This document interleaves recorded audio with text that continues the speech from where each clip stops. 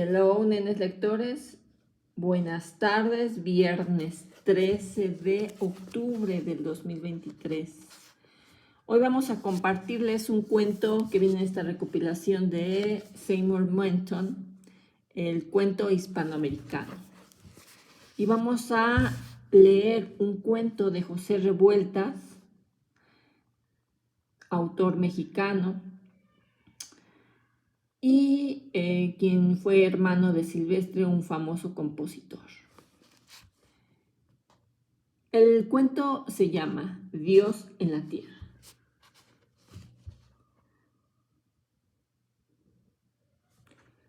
La población estaba cerrada con odio y con piedras, cerrada completamente, como si sobre sus puertas y ventanas se hubiera colocado lápidas enormes, sin dimensión de tan profundas, de tan gruesas, de tan de Dios.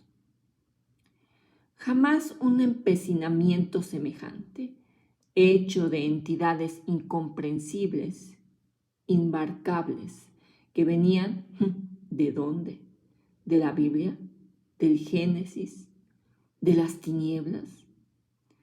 Antes de la luz, las rocas se mueven, las inmensas piedras del mundo cambian de sitio, avanzan 1 milímetro por siglo. Pero esto no se alteraba.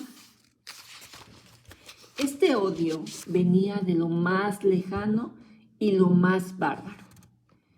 Era el odio de Dios. Dios mismo estaba ahí apretando en su puño la vida, agarrando la tierra entre sus dedos gruesos, entre sus descomunales dedos de encina y de rabia.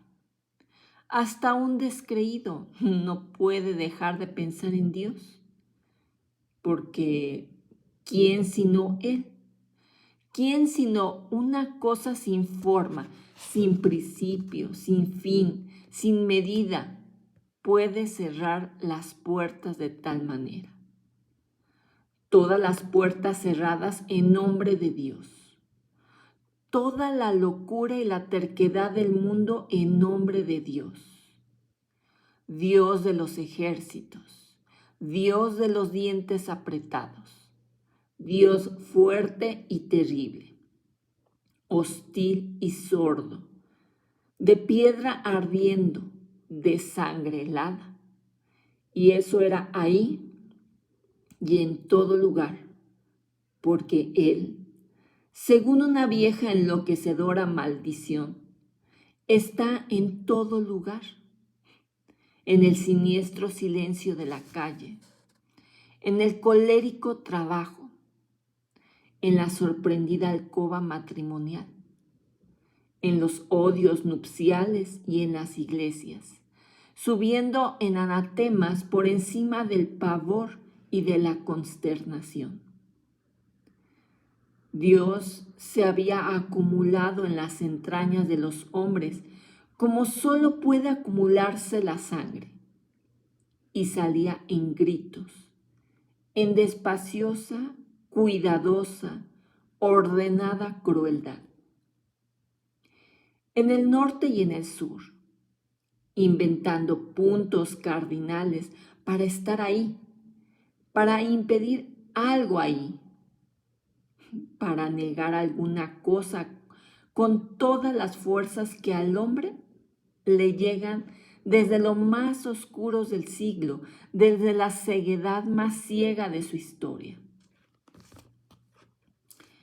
¿De dónde venía esa pesadilla? ¿Cómo había nacido? Parece que los hombres habían aprendido algo inaprensible y ese algo les había tornado el cerebro cual una monstruosa bola de fuego, donde el empecinamiento estaba fijo y central, como una cuchillada. Negarse. Negarse siempre por encima de todas las cosas. Aunque se cayera el mundo, aunque de pronto el universo se paralizase y los planetas y las estrellas se clavaran en el aire. Los hombres entraban en sus casas con un delirio de eternidad para no salir ya nunca. Y tras de las puertas aglomeraban impenetrables cantidades de odio seco, sin saliva, donde no cabía ni un alfiler ni un gemido. Era difícil para los soldados combatir en contra de Dios, porque Él era invisible, invisible y presente, como una espesa capa de aire sólido, de hielo transparente o de sed líquida. Y como son los soldados, tienen unos rostros morenos, de tierra labrantía, tiernos y un gesto de niños inconscientemente crueles. Su autoridad no les viene de nada.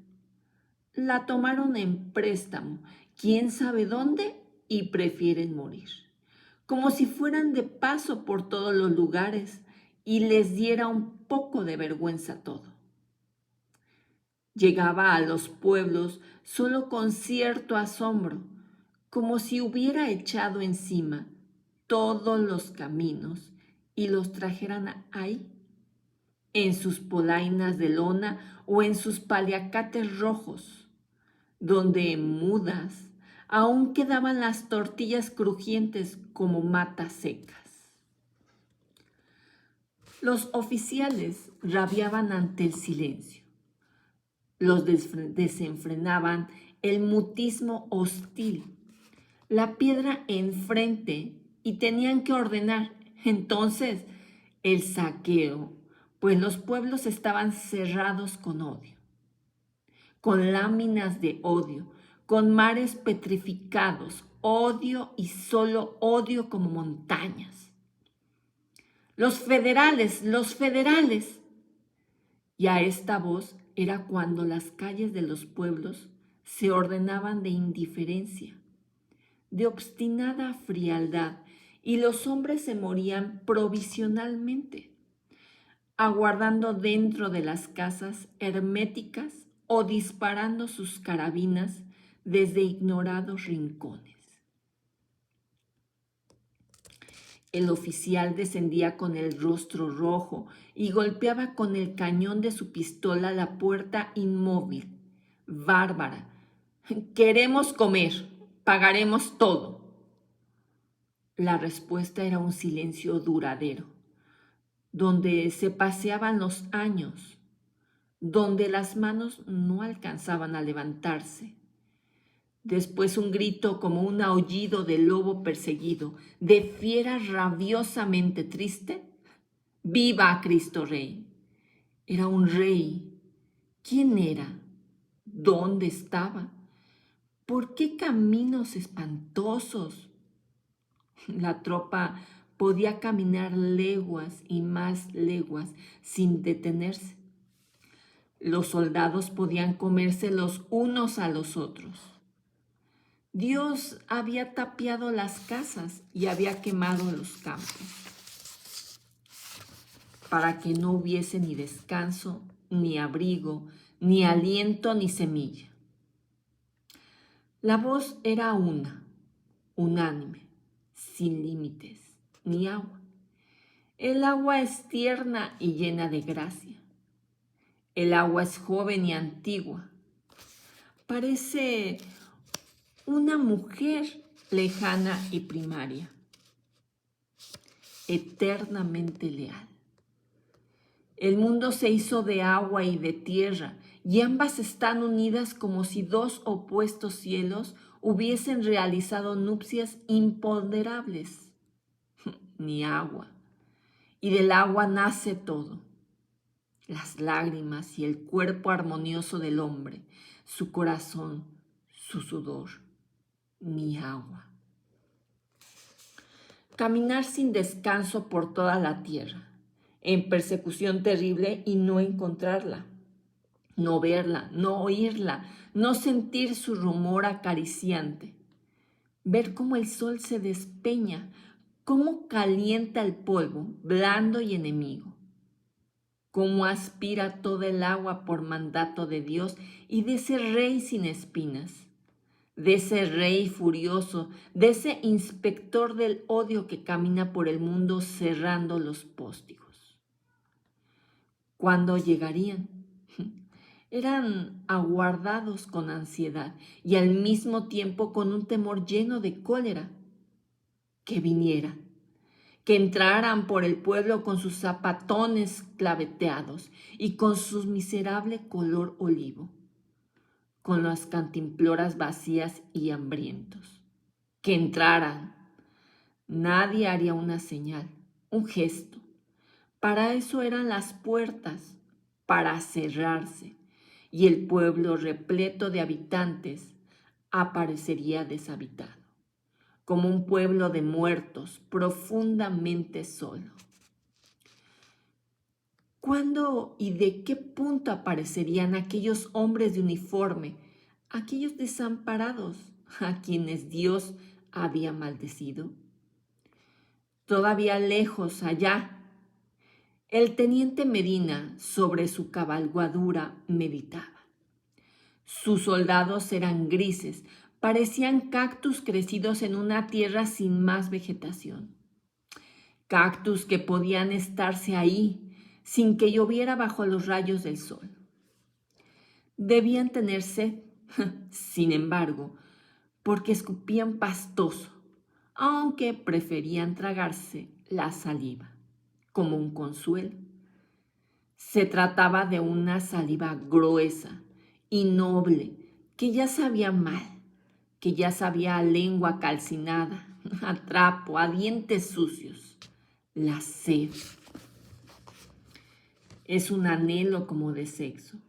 Se siente un deseo inexpresable, un coraje, y los diablos echan lumbre en el estómago y en las orejas para que todo el cuerpo arda, se consuma, reviente.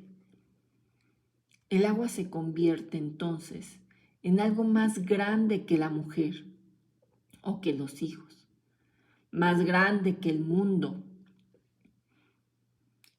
y nos dejaríamos cortar una mano o un pie o los testículos por hundirnos en su claridad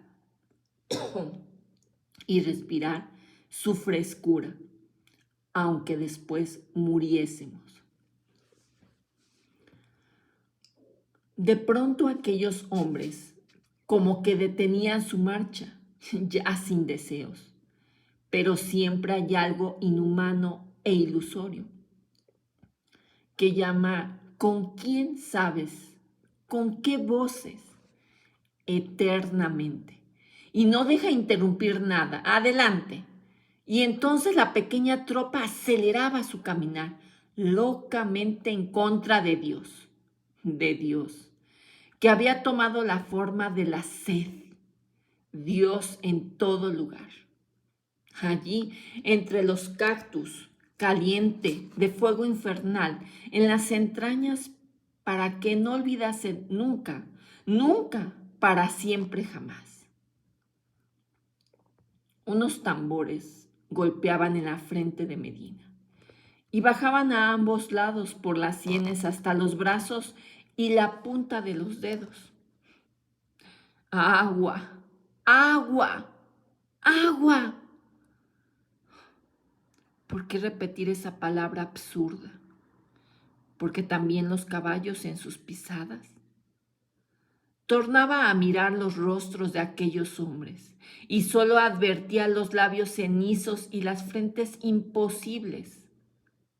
Y solo advertía los labios cenizos, donde latía un pensamiento en forma de río, de lago, de cántaro, de pozo. Agua, agua, agua. Si el profesor cumple su palabra.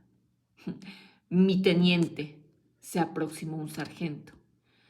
Pero no quiso continuar y nadie, en efecto, le pidió que terminara, pues era evidente la inutilidad de hacerlo.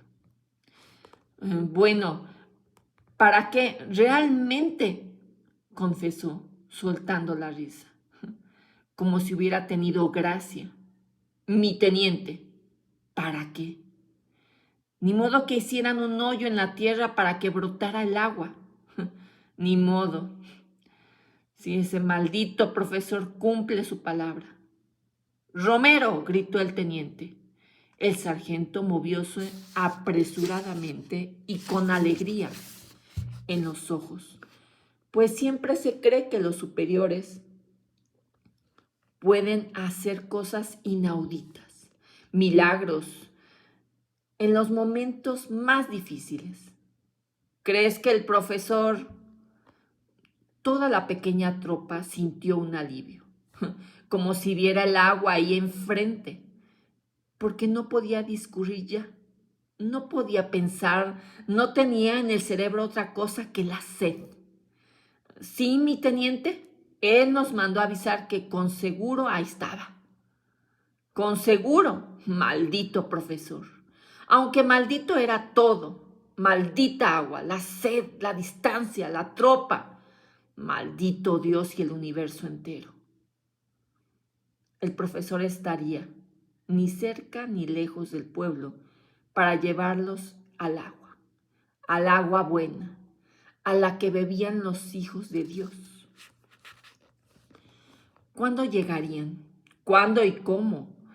Dos entidades opuestas, enemigas, diversamente constituidas, aguardaban allá una masa nacida de la furia, horrorosamente falta de ojos, sin labios, solo con un rostro inmutable, imperecedero, donde no había más que un golpe, un trueno, una palabra oscura.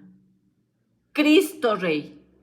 Y un hombre febril y anhelante, cuyo corazón latía sin cesar, sobresaltado, para darles agua, para darles un líquido puro, extraordinario, que bajaría por las gargantas y llegaría a las venas, alegre, estremecido y cantando.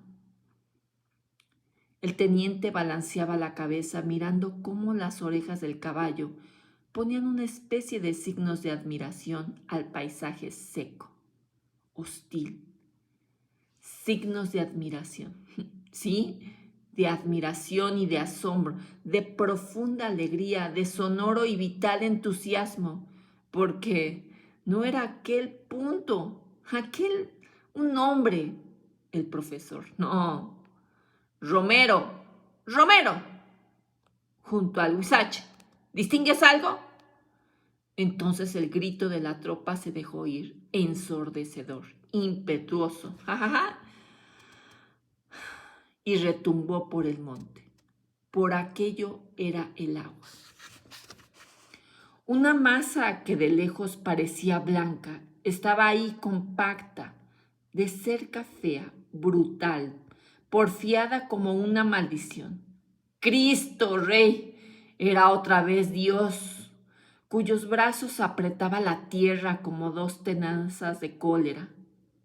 Dios vivo y enojado, iracundo, ciego como él mismo, como no puede ser más que Dios, que cuando baja tiene un sol ojo en mitad de la frente, no para ver, sino para arrojar rayos e incendiar, castigar y vencer.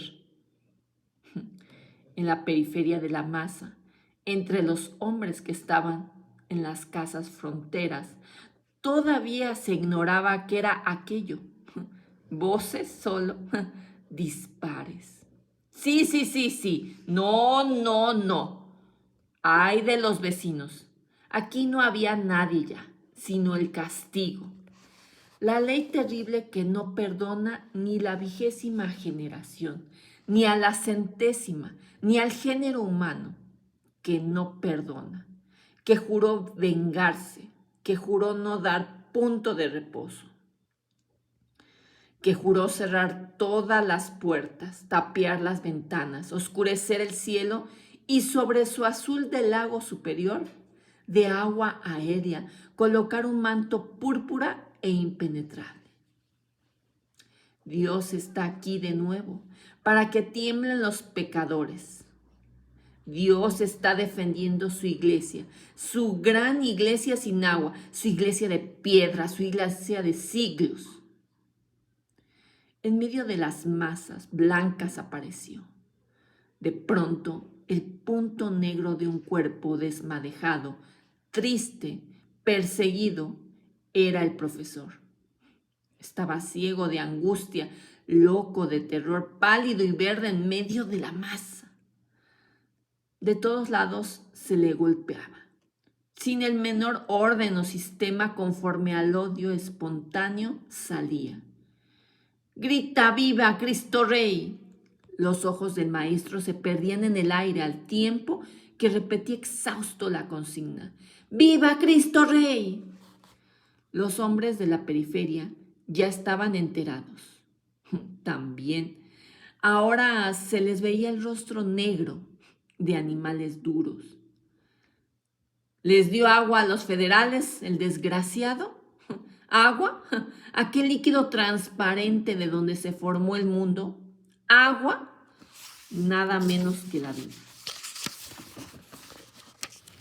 Traidor, traidor. Para quien lo ignore, la operación pese a todo es bien sencilla, brutalmente sencilla.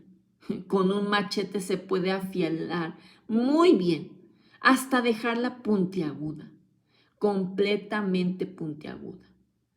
Debe escogerse un palo resistente, que no se quiebre con el peso de un hombre, de un cristiano, dice el pueblo.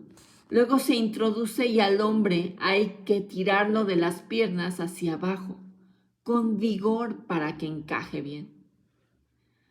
De lejos el maestro parecía un espantapájaro sobre su estaca, agitándose como si lo moviera el viento que ya corría, llevando la voz profunda, ciclópea de Dios, que había pasado por la tierra. Fin del cuento.